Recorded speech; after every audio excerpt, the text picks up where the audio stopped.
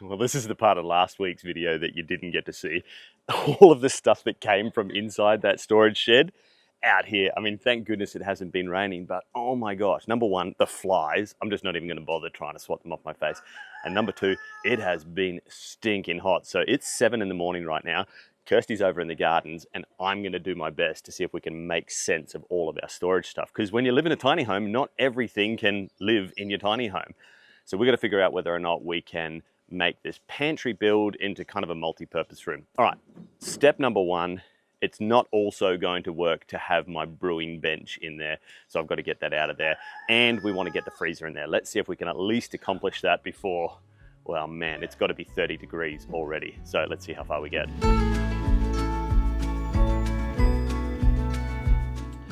All right. 24 degrees already in here in the pantry. Now, I've got that thermometer sitting on the top shelf because I figured that's going to be the hottest that any food gets. Now, I've also thrown some of these extra bats that I had up on the roof, just loosely because I want to see how much of a difference it made. Now, I'm comparing it to yesterday. So today's Thursday, yesterday, Wednesday, forecasted for about the same temperature. So we got to 36 on our weather station yesterday. In here, it got to about 33. And out of interest, I took a probe thermometer and put it in this vinegar, which I also sat on the top shelf. I mean, I guess I could have used water. And the temperature was markedly different. So it's not like if it's 33 degrees on this thermometer that all my foodstuffs are also getting to 33. It was more like sort of 25, which is kind of reasonable. That's like room temperature, right? But I want to see if we can get it even cooler. So I've got a whole stack of bats up on the roof now. We're going to see what temperature it gets to in here today, being about the same. I think it'll get to 35, 36 outside. Let's see what difference it makes, and let's see what difference it makes to the food.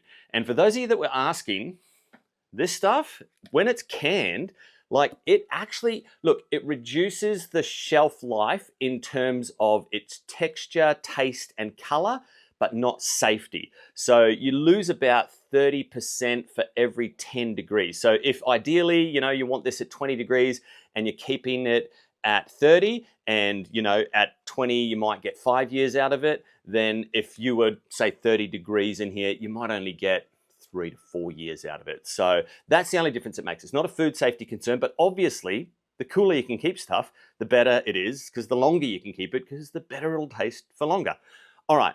The job we've got to do right now is I was hoping to kind of be able to do my brewing in there because it's a nice, even, consistent temperature. I just don't think that's going to be possible. That desk is really cool and everything, but it's not as in temperature cool, but funky looking. It just takes up a whole heap of space. We thought about putting shelves above it and storing stuff under it, but honestly, that there is ideal for where the freezer's going. So let's get this desk dismantled. It can live out there in the shed somewhere. We'll do brewing out there, and we'll get some insulation on that back wall as well, and the freezer in there. That's my job for this morning. Honestly, I think that's all I'm going to do before it gets ridiculously hot because I'm sweating already. Every dog gets its day. He still makes a classic mistake. Still has a lot left to say and butchers it all anyway. Every stone that we upturn still has a secret she ain't heard. Beneath it, a world yet to So it's 27 degrees out here, 27 and a half, according to the weather station. What's the time, like 8:30? 25 degrees inside the pantry. Oh, I'm going to go there. And it's 8:45. Are you glad you started early? Yeah, well, apparently it's going to be 37 today. So I just wanted to give all of my seedlings some love and wish them the best. So I'm up to the part of the project where I might need your help because I've got the desk out. Oh. But we need to get the freezer in. We need to empty it first. That's your domain.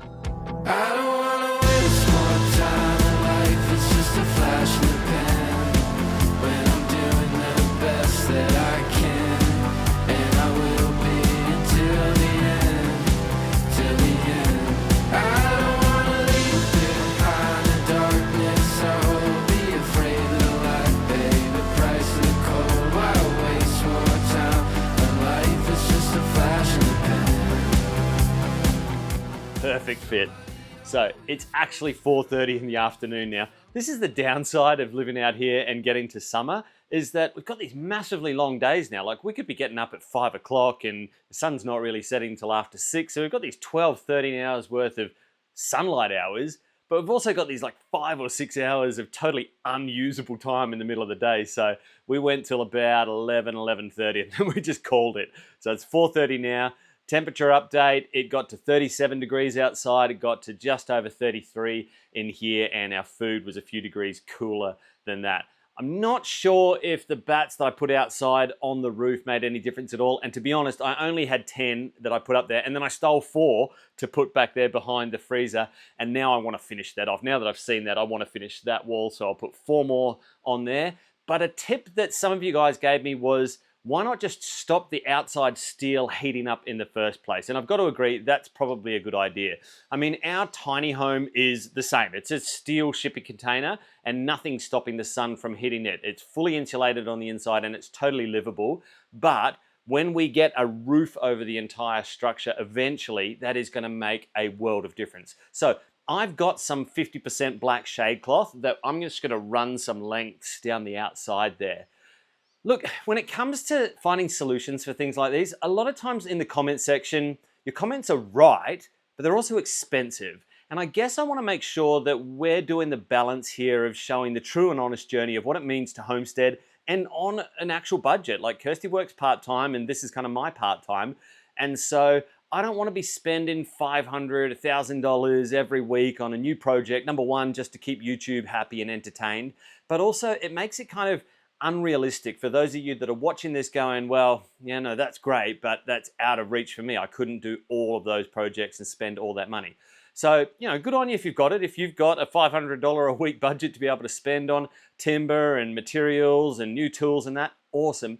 What we will always attempt to do here is find the balance between doing a job well, making sure that it works, but also being realistic about, hey, if it means that our pantry is a work in progress over the next couple of years, and then we'll get to, yeah, sure, an aircon unit in here would be awesome. A whirlybird would be a great idea. Completely sealing it from rodents. All of these ideas are definitely possible. It's just a matter of timing and budget. All right, let's get the bats on the back wall. Let's get some shade cloth on the outside. And then I think it's time to restock the freezer. Oh, that's been unplugged for the last 5-6 hours. So don't worry, everything's settled back down. I think it's safe to restock. Somebody always goes first, and somehow we still find the worst. Waiting for all to be reversed, waiting to know that we're all cursed. Somebody always has to learn. We figure it out when it's our turn. You don't get the prize that you Smells so clean. So pro tip, deep freezers become like the black hole of the farm. That's what my experience says. So we actually use milk crates. It's not the most efficient space, but we use milk crates to sort all of our meat out so that I know what's the chicken one, what's the pork one, what's the beef one. And I've been deliberately running down the freezer for this move. So next week I'll go and stock everything back up again. Just makes it easier to be able to like find stuff. Chicken, beef.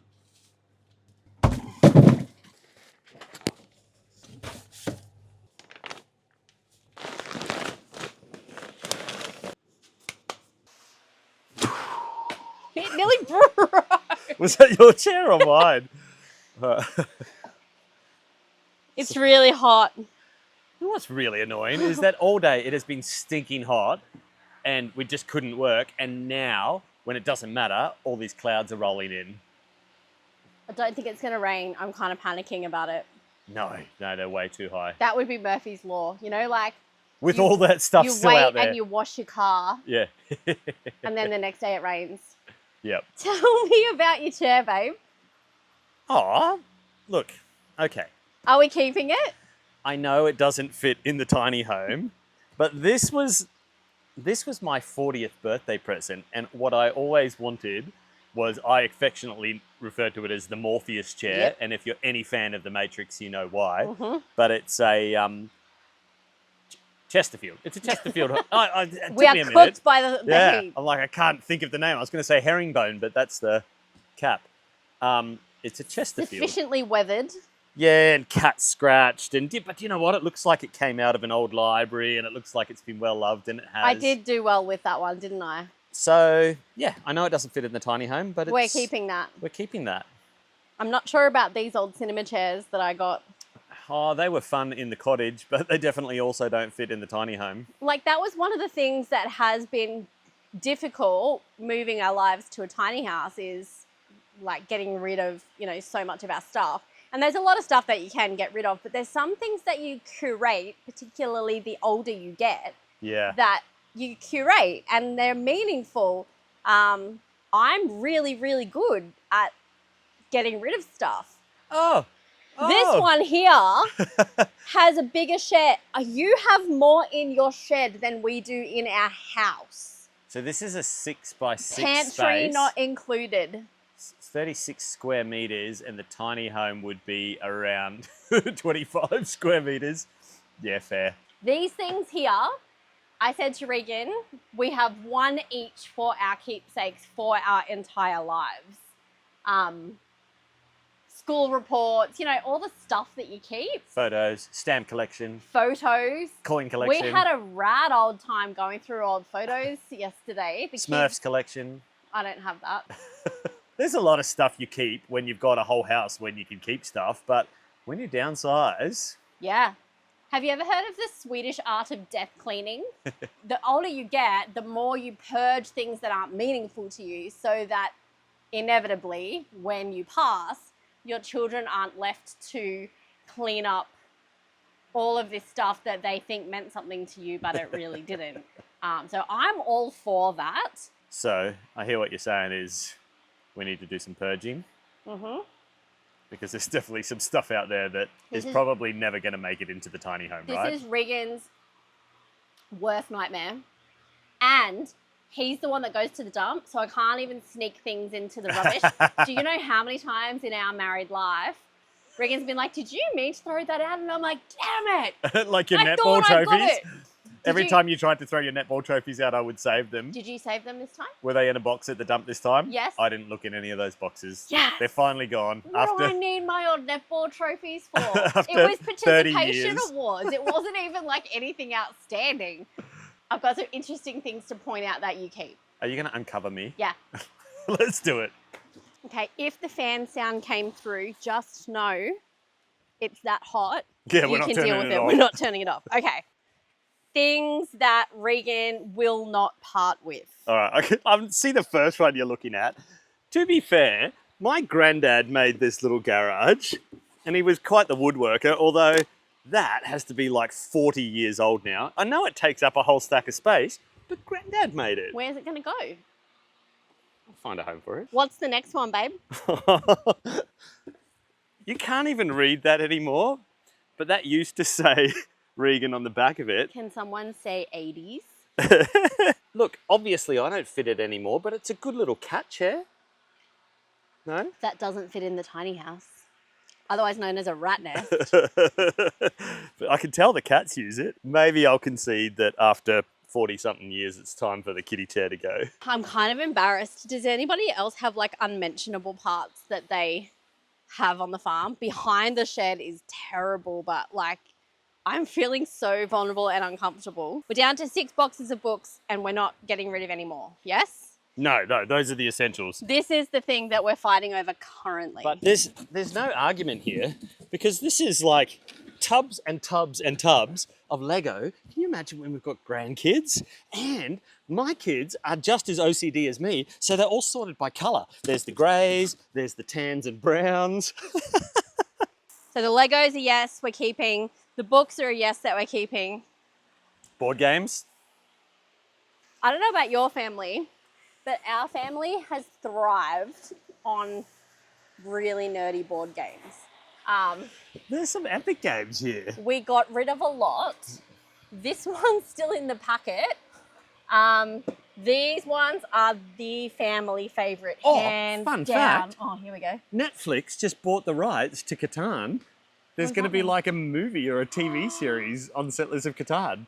That's awesome. All right, suffice to say, we have a very epic board game collection. And when you consider that most of these are like $100 a piece. Like, we're not talking Monopoly and Scrabble here, although there's probably Monopoly and Scrabble. Categories. So, no, I'm not throwing them out because they cost a bit. Oh, no. And our family still play board games, Yeah. so we have to find a storage solution for this. These are going in the tiny house because otherwise we won't play them. Yeah, that's a fair point. If they're not actually, if we just store it away, then, you know, it'd be like having a storage shed in town, like fine for keepsakes and that sort of stuff, but I want to use them. Shout out if you're board gamers too and what your favourites are. And we get a new board game every year at Christmas time. I buy the family a board game. So I'm looking for our next family board game for this Christmas. There's some good ones coming out this year. Suggestions. Okay, one more fun fact that I've learned, because Regan's like, we need to downsize the Christmas tree. We absolutely do not need to downsize the Christmas tree. But I don't know about you, but I cannot find a sturdy enough Christmas tree storage solution. So this year we have used a swag bag. And I'm telling you, this is a game changer. It's $100. You buy it from King's. Alia's Christmas tree is going to go in here with mine. We're going to hang it from the roof. If you're looking for a really sturdy Christmas tree storage solution that isn't just going to poke through, King's swag bag. The sun is set. Clouds are over us. It's a nice temperature. It's cool. I reckon we've got about an hour's worth of daylight left. Do you know what I hate? How long it takes to do this stuff. Well, if we just throw it all back in, we'll be doing this again in 12 months' time. I'm not so gonna do that. That turned into a little bit more behind the scenes than we anticipated. That was a lot behind the scenes. There was some stuff in there that I really never wanted the public to see, but oh well. Well, hope you enjoyed that. We have a lot of work to do, and it's cool enough to do it. So, see you next time.